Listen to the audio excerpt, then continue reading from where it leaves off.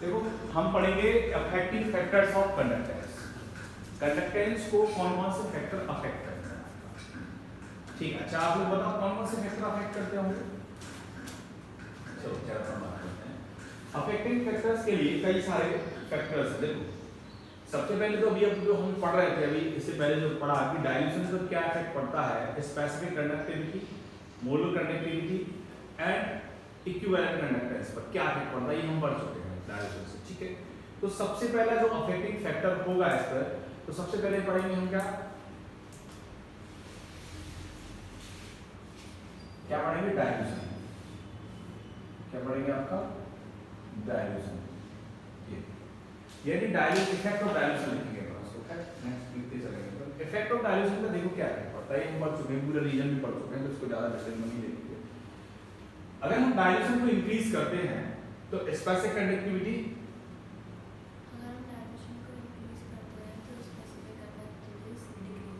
Decrease होती है, molar and equivalent conductivity increase होती है, समझ गया ना। तो स्पेसिफिक कंडक्टेंस डिक्रीज होता है, molar and equivalent conductance increase होता है। क्लियर, ये हम पढ़ चुके हैं डाइल्यूशन का। दूसरा जो पॉइंट है वो है इफेक्ट ऑफ टेम्परेचर, ठीक है। इसको देखो, इफेक्ट ऑफ टेम्परेचर से क्या है, देखो सपोज करो ये एक कंटेनर है, इस कंटेनर के अंदर कोई इलेक्ट्रोलाइटिक सॉल्यूशन फिल है और वो इलेक्ट्रोलाइटिक सॉल्यूशन क्या है आपका, NaCl है। इलेक्ट्रोलाइटिक होते क्या है कि जो अपनी मॉल्टन स्टेट में या एक्वस सॉल्यूशन में डिसॉल्व हो जाते हैं, सॉरी आयोनाइज हो जाते हैं, वो आपके क्या होते हैं, इलेक्ट्रोलाइट होते हैं। NaCl को हम इसमें डिसॉल्व करेंगे तो ये किस में ब्रेक होगा आपका, Na+ एंड Cl-, ये कैटायन एनायन में ब्रेक हो जाएगा। अब ये जो इलेक्ट्रोलाइट है जो कैटायन एनायन में ब्रेक हो चुका है, अगर हम टेंपरेचर को इंक्रीज करते हैं, टेंपरेचर को इंक्रीज करते हैं, तो आप जानते हैं टेंपरेचर किसके प्रोपोर्शनल होता है, काइनेटिक एनर्जी के। टेंपरेचर इंक्रीज करने पर काइनेटिक एनर्जी इंक्रीज होगी, काइनेटिक एनर्जी इंक्रीज होगी, तो इनके जो ये जो इलेक्ट्रोलाइट है इनके बीच का जो अट्रैक्शन फोर्स है वो तेजी के साथ क्या होगा, ब्रेक होगा। और ब्रेक होने के बाद जो आयंस हैं आपको तेजी के साथ फ्रीली मूव करेंगे। क्यों करेंगे मूव आपका, क्योंकि टेंपरेचर में इंक्रीज किया और काइनेटिक एनर्जी इंक्रीज हो गई है। तो काइनेटिक एनर्जी क्या होती है, मूवमेंट के समय एनर्जी होगी, तो ये एनर्जी जैसे इंक्रीज होगी तो आपकी जो आयंस हैं ये फ्रीली मूव करेंगे तेजी के साथ आगे, और जब ये तेजी के साथ इधर से उधर ट्रांसमिट होंगे आपका, तो कंडक्टेंस क्या हो रही है आपकी, ट्रांसमिट हो रही है, ट्रांसफर हो रही है। तो हम क्या कह सकते हैं, आपका कंडक्टेंस क्या होता है, आपका इंक्रीज होता है, आपका टेंपरेचर को इंक्रीज करने में आया समझ में। थर्ड पॉइंट जो होता है इलेक्ट्रोलाइट, क्या है आपका इफेक्ट ऑफ इलेक्ट्रोलाइट। देखो इलेक्ट्रोलाइट क्या है, इलेक्ट्रोलाइट क्या होते हैं, दो substance which are ionized in molten state और एक्वस सॉल्यूशन, यानी जो एक्वस सॉल्यूशन में या फिर आपका मॉल्टन स्टेट में क्या होते हैं, आयोनाइज्ड रहते हैं, वो आपके क्या होते हैं, इलेक्ट्रोलाइट होते हैं, ठीक है।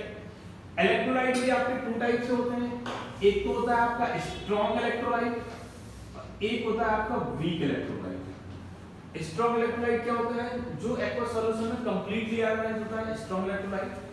वीक इलेक्ट्रोलाइट क्या होता है, जो आपको क्या बोलते हैं, एक्वस सॉल्यूशन में कंप्लीटली आयोनाइज्ड नहीं होता है, या हम ये कह सकते हैं कि पार्शियली आयोनाइज्ड होता है, वो आपका क्या होता है, वीक इलेक्ट्रोलाइट। क्लियर। अब जो कंप्लीटली आयोनाइज्ड हो गया तो सीधी सी बात है, NaCl ब्रेक हुआ तो Na+ कंप्लीटली, जैसे मैंने बताया था कि ये 10 Na+ है तो इसमें 10 Na+ बना दिया और 10 Cl बना दिया, ठीक है। सपोज करो इस अगर यहाँ पर हम कोई दूसरा आपका इलेक्ट्रोलाइट देते हैं, तो ये स्ट्रॉन्ग इलेक्ट्रोलाइट है आपका, कंप्लीटली आयोनाइज्ड हो जाएगा, तो इससे जो कंडक्टेंस की वैल्यू होगी वो क्या होगी, ज्यादा होगी आपकी। अब सपोज करो अगर हम यहाँ पर कोई वीक इलेक्ट्रोलाइट लेकर आते हैं, CH3COOH, ये किस में ब्रेक होगा आपका, CH3COO- और H+ में, ये भी 10 आयन ही है लेकिन ये 8 ब्रेक होते हैं, पार्शियल ब्रेक होता है, तो कंडक्टेंस की वैल्यू किस में ज्यादा होगी, इसमें ज्यादा होगी कि इसमें ज्यादा होगी, इसमें ज्यादा होगी कंडक्टेंस की वैल्यू, क्योंकि ये कंप्लीटली आयोनाइज्ड हो चुका है, तो कंडक्टेंस की वैल्यू भी इसमें क्या होगी, ज्यादा होगी। लेकिन ये कंप्लीटली डिसोसिएट नहीं हुआ है, आपका कंप्लीटली ब्रेक नहीं हुआ है, आयोनाइज्ड नहीं हुआ है, डिसोसिएट नहीं, सॉरी आयोनाइज्ड नहीं हुआ है, इसलिए इनके द्वारा जो कंडक्टेंस होगी वीक इलेक्ट्रोलाइट से वो क्या होगी, कम होगी। तो याद रखना कि जो स्ट्रॉन्ग इलेक्ट्रोलाइट होते हैं उनमें कंडक्टेंस की वैल्यू ज्यादा होती है, और वीक इलेक्ट्रोलाइट जो होते हैं उनमें कंडक्टेंस की वैल्यू क्या होती है, कम होती है। नेक्स्ट जो फैक्टर है वो है effect of inter ionic attraction. देखो इंटर आयनिक अट्रैक्शन क्या होता है, कोई भी एक मॉलिक्यूल है, उस मॉलिक्यूल में आयंस के बीच में जो अट्रैक्शन होता है उसको हम क्या बोलेंगे, आपका इंटर आयनिक अट्रैक्शन बोलेंगे। अब मुझे बताओ इंटर आयनिक अट्रैक्शन देन अच्छा क्या इफेक्ट पड़ेगा उसके ऊपर, कंडक्टेंस के ऊपर। कंडक्टेंस की वैल्यू ज्यादा होगी या कम होगी, इंक्रीज होगा या डिक्रीज होगा। इंटर आयनिक अट्रैक्शन ज्यादा है, इन दोनों के बीच का अट्रैक्शन ज्यादा है, तो कंडक्टेंस इंक्रीज होगी या डिक्रीज होगी, हैं क्या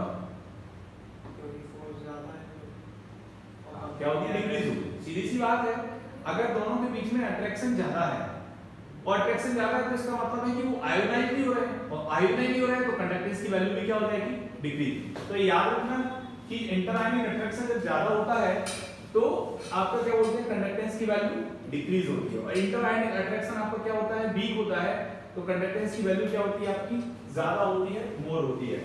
ठीक, समझ में आया। नेक्स्ट जो फैक्टर है वो क्या है आपका, सॉल्वेशन ऑफ आयंस। क्या है आपका, सॉल्वेशन ऑफ आयंस। ये देखो क्या होता है, सॉल्वेशन का मतलब होता है कि कोई भी आपका सब्सटेंस है और वो सॉल्वेंट के साथ कितना डिसॉल्व होता है, कितनी क्वांटिटी में डिसॉल्व होता है, 100%, 80%, 20%, कितना, वो उसकी सॉल्वेशन एनर्जी पर डिपेंड करता है। तो कोई भी आयन कितना सॉल्वेंट में डिसॉल्व हो रहा है उसकी सॉल्वेशन कहलाती है आपकी। तो जब सॉल्वेशन की वैल्यू ज्यादा होगी, यानी कोई आयन का जो अट्रैक्शन है किसी भी आयन का, इलेक्ट्रोलाइट का अट्रैक्शन सॉल्वेंट के लिए ज्यादा है आपका, तो कंडक्टेंस क्या होगा आपका, डिक्रीज होगा। क्यों होगा, देखो जैसे ये सॉल्वेंट है, इसमें मैंने इस आयन को इलेक्ट्रोलाइट को डिसॉल्व किया, और ये इसमें क्या होता है, सॉल्वेंट के प्रति आपका जो आकर्षण वो बहुत अधिक रखता है, मींस सॉल्वेंट के लिए अपना जो अट्रैक्शन है वो बहुत ज्यादा रखता है। तो जब वो सॉल्वेंट के लिए अट्रैक्शन ज्यादा रखेगा तो सीधी सी बात है वो कंडक्टेंस को कहां ट्रांसमिट करेगा, क्यों, क्योंकि सॉल्वेंट के लिए अट्रैक्शन है तो वो बॉन्डिंग कहां ज्यादा दिखाएगा आपका, सॉल्वेशन के लिए, तो कंडक्टेंस की वैल्यू क्या हो जाएगी, डिक्रीज हो जाएगी। लेकिन अगर सॉल्वेशन की वैल्यू कम है, लेस है, तो कंडक्टेंस की वैल्यू क्या होगी आपकी, ज्यादा होगी। ठीक है, नेक्स्ट है आपका क्या, विस्कोसिटी। क्या कह रहे हैं,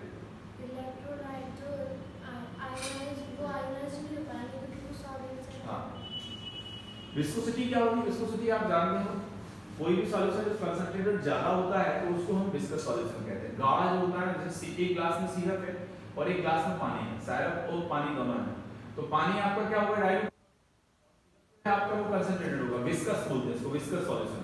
तो जब विस्कोसिटी ज्यादा होती है किसी भी चीज की तो सीधी सी बात है कंडक्टेंस की वैल्यू क्या होगी, डिक्रीज होगी। क्यों, क्योंकि कंसंट्रेशन ज्यादा होगा तो आयंस को फ्रीली मूव नहीं कर पाएंगे, वो तो कंडक्टेंस की वैल्यू डिक्रीज हो जाएगी।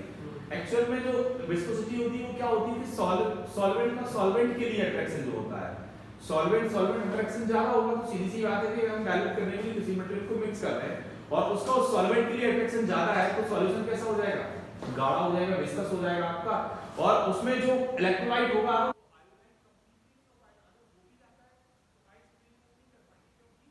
जो सॉल्यूशन है आपका वो कैसा है, विस्कस है, आपका गाढ़ा है, तो फिर तो विस्कोसिटी की वैल्यू क्या हो जाएगी, सॉरी कंडक्टेंस की वैल्यू क्या हो जाएगी, डिक्रीज हो जाएगी। तो इसके अफेक्टिंग फैक्टर्स है, फिर से देखो, डाइल्यूशन इंक्रीज करने पर स्पेसिफिक कंडक्टिविटी डिक्रीज होती है, molar and equivalent conductivity increase होती है। टेंपरेचर क्या होता है, टेंपरेचर इंक्रीज करने पर काइनेटिक एनर्जी इंक्रीज होती है, जिससे क्या होता है आपका जो इलेक्ट्रोलाइट्स होते हैं वो आयोनाइज तेजी के साथ होते हैं, उनके बीच के बॉन्ड्स ब्रेक होते हैं, कंडक्टेंस की वैल्यू ज्यादा होती है। इलेक्ट्रोलाइट टू टाइप होते हैं, स्ट्रांग एंड वीक। अगर स्ट्रांग इलेक्ट्रोलाइट है तो कंडक्टेंस ज्यादा होगा, वीक इलेक्ट्रोलाइट है तो कंडक्टेंस कम होगा, क्योंकि ये लेस आयोनाइज होते हैं, ये मोर आयोनाइज होते हैं। इंटरआयनिक अट्रैक्शन, अगर आयंस के बीच में, कैटायन एनायन के बीच में अट्रैक्शन ज्यादा है कम होगी, ठीक है, और कम अट्रैक्शन है तो कंडक्टेंस की वैल्यू ज्यादा होगी। सॉल्वेशन ऑफ आयंस में सॉल्वेंट के लिए अगर ज्यादा अट्रैक्शन रखता है तो कंडक्टेंस की वैल्यू कम होगी, कम अट्रैक्शन रखेगा तो कंडक्टेंस की वैल्यू ज्यादा होगी। लास्ट है विस्कोसिटी। विस्कोसिटी क्या होता है आपका, विस्कोसिटी मैंने बताया कि सॉल्वेंट के लिए जो अट्रैक्शन होता है उसको हम क्या बोलते हैं, आपका विस्कोसिटी बोलते हैं, और जब ये इसकी वैल्यू क्या होती है आपकी, ज्यादा होती है आपकी, तो कंडक्टेंस की वैल्यू कम होती है। आया समझ में? इस तरीके से अफेक्टिंग फैक्टर्स ऑफ इलेक्ट्रोकेमिस्ट्री है। आया समझ? आप लोग टाइम पर ये लाइट की वायर लटक है इनको मैं टच कर दूंगा, समझ रहे हो आप? तो इससे क्या होगा? करंट लगेगा, करंट नहीं लगेगा, इलेक्ट्रॉन फ्लो हो जाएगा अंदर से, आप एक कंडक्टर की तरह वेव करेंगे। इसलिए कह रहा हूँ इलेक्ट्रोलाइटिक टाइम पर तो भाई सारी चीजें